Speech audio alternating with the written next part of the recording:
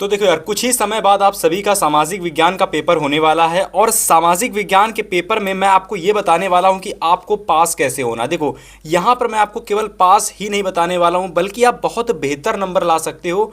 आप एक तरीके से देखिए, सामाजिक विज्ञान यानी सोशल साइंस हमारा पेपर एक ऐसा पेपर होता है जिसमें एग्जामिनर देखता है कि बच्चे ने किस तरीके से कॉपी में लिखा है।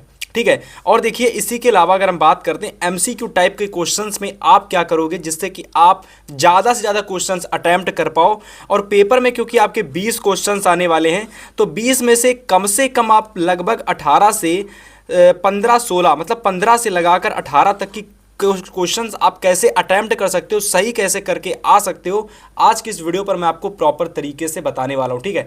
इसके अलावा अगर मैं बात करता हूं तो लघु उत्तरी क्वेश्चंस, इसके अलावा लघु उत्तरी क्वेश्चंस की बात करेंगे और फिर दीर्घ उत्तरी और मानचित्र के बारे में सारी चीज़ें मैं आपको बताने वाला हूँ।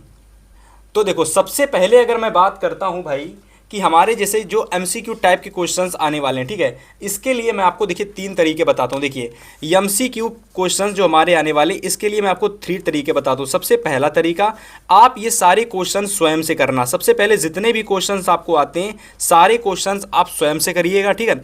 इसके बाद देखिए दूसरा तरीका, पहला तरीका ये हो गया कि एमसीक्यू में जितने भी क्वेश्चंस आपको आ रहे होंगे सबसे पहले वह क्वेश्चंस आपको सबसे पहले करने। ठीक है। इसके बाद जो क्वेश्चंस आपको नहीं आ रहे होते उनके लिए क्या करना है भाई, जैसे मान लो कि ये आपका पेपर है। ठीक है। आपके पेपर में आपको स्टार्टिंग के मान लो ये 5 क्वेश्चंस आपको, ये दूसरा तीसरा चौथा क्वेश्चंस आपको आ रहा है। ठीक है। ये क्वेश्चंस आ रहा है, ये क्वेश्चंस आ रहा है, ये क्वेश्चंस आ रहा है। ठीक है। तो ये 3 क्वेश्चंस आपने कर लिए। अब बचे हुए 5वां छठा क्वेश्चंस आपको नहीं आ रहा है। तो ये 5वां और छठा क्वेश्चंस आप क्या करोगे, इसको करने के लिए आप तरीका अप्लाई करोगे दूसरा।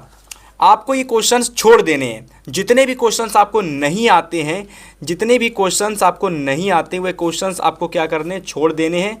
और छोड़ने के बाद में उन क्वेश्चंस को बाद में करना है। कब करना है, बाद में करना है। और बाद में देखिए कैसे करना है, मैं आपको ये भी बताता हूँ। देखिए, बाद में करने के लिए आपके पास ये 2 तरीके हैं। सबसे पहला तरीका है कि भाई आपको अपने आसपास के जो छात्र हैं, आपके जो आसपास के जो छात्र हैं, आपको उनसे पूछ करके क्वेश्चंस करने हैं। और ध्यान देना, इन क्वेश्चंस को तब आप करना जब आपकी क्लास में कोई टीचर ना हो। ठीक है। इसके अलावा देखिए, इसी में अगर मैं बात करता हूं जो क्वेश्चंस आपके छूट जाते हैं बाद में, जिन एमसीक्यू क्वेश्चंस को आप करोगे, देखो ये मैं एमसीक्यू के लिए तरीका बता रहा हूं, इस बात को आप समझिएगा। ठीक है। तो जो छात्र क्वेश्चन छूट जाते हैं, कुछ क्वेश्चंस आप छात्र से पूछ के कर लेंगे। अब देखिए, जो क्वेश्चन छात्र भी नहीं बता पाते हैं तो ऐसे क्वेश्चंस में आपको तुक्का लगाना है भाई। तुक्का कैसे लगाओगे, मान लीजिए कि ये 4 ऑप्शन आपके हैं। ठीक है। ये 4 ऑप्शन आपके हैं। अब ऐसे में क्या करना है कि ऑप्शन में हमारे हिसाब से जो लगभग अधिकतर जो ऑप्शन सही होता है भाई, वो है आपका देखिए पेपर में आपको का, खा, का, खा, गा और घा, या फिर आपको पेपर में ए, बी, सी, डी ऐसे ऑप्शन दिखेंगे। तो अधिकतर जो ऑप्शन पेपर में सही होता है भाई, वो है आपका सी वाला ऑप्शन सही होता है और आपका ऑप्शन नंबर बी सही होता है। ठीक है। तो आपको सी और बी में से किन्हीं एक ऑप्शन को आपको सही लगाना है जब आप तुक्का वाली ट्रिक अप्लाई करेंगे। ठीक है। और याद रखना भाई साहब कि आपके अगर आसपास कोई क्वेश्चंस हैं तो उन क्वेश्चंस में एक वाला ऑप्शन, मतलब कि आपने जैसे मान लो चौथे को आपको नहीं पता है तो चौथे में आपने तुक्का लगाया ऑप्शन नंबर 4 को, और 5वां भी आपको नहीं पता तो इसमें भी आपने ये लगा दिया। तो आपको इसमें इस बार ये नहीं लगाना है, इसमें इस बार आपको कोई दूसरा ऑप्शन चूज़ करना है। अब ऐसे में आपकी ये किस्मत होगी कि आप जो तुक्का मारेंगे उसमें आपका सही निकले। ठीक है। तो ये चीज़ आपको अप्लाई करनी है भाई हमारे जितने भी क्वेश्चंस आने वाले हैं एमसीक्यू टाइप क्वेश्चंस के लिए। ठीक है। इसके बाद देखिए, लघु उत्तरी क्वेश्चंस की अगर हम बात करते हैं तो यहाँ पर देखिए, लघु उत्तरी क्वेश्चंस के लिए यहाँ पर मैं आपको कुछ क्वेश्चंस दिखाने वाला हूँ। इन क्वेश्चंस को समय रहते आप पढ़ लीजिएगा। जैसे कि अगर हम बात करते हैं, पहले ऑटो वॉन बिस्मार्क को जर्मनी के एकीकरण का जनक क्यों कहा जाता है। ठीक है। तो आपको देखिए, मैं आपको एक चीज़ क्लियर करता हूँ। देखिए, यहाँ पर आपको समय तो है नहीं कि आप सारे क्वेश्चन तैयार कर लो, तो आप क्या करेंगे भाई, जितने भी आप लॉन्ग क्वेश्चंस आप लिखेंगे ना पेपर में, याद रखना कि कोई भी क्वेश्चन लिखना उसके बारे में बहुत ज़्यादा सोच लेना। जैसे कोई भी पेपर में आपके क्वेश्चन आ जाए लॉन्ग वाला, सबसे पहली तो एक चीज़ क्लियर हो जाती कि पेपर में भाई लघु उत्तरी जो क्वेश्चंस आप करोगे ना, वह क्वेश्चंस आप 1 पेज में करके आओगे। 1 पेज में आपको 1 आंसर लघु उत्तरी क्वेश्चंस का करके आना है। याद रखना कि भैया हितेश भैया ने कहा था कि 1 पेज के अंदर भैया 1 आंसर हमें करके आना है लघु उत्तरी प्रश्नों का।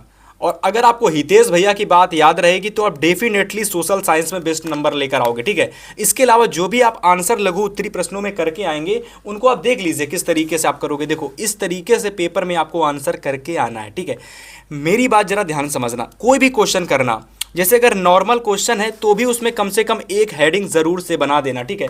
आपको क्या करनी है भाई, एक से एक हेडिंग जरूर बनानी है, मतलब एक ना एक हेडिंग आपको पेपर में जरूर बना करके आनी है। जैसे मैं दिखाता हूं, जैसे मान लो ये क्वेश्चन है, अब इसमें स्टार्टिंग में थोड़ा सा आपने लिख दिया, लिखने के बाद में एक हेडिंग आप जरूर बनाओगे।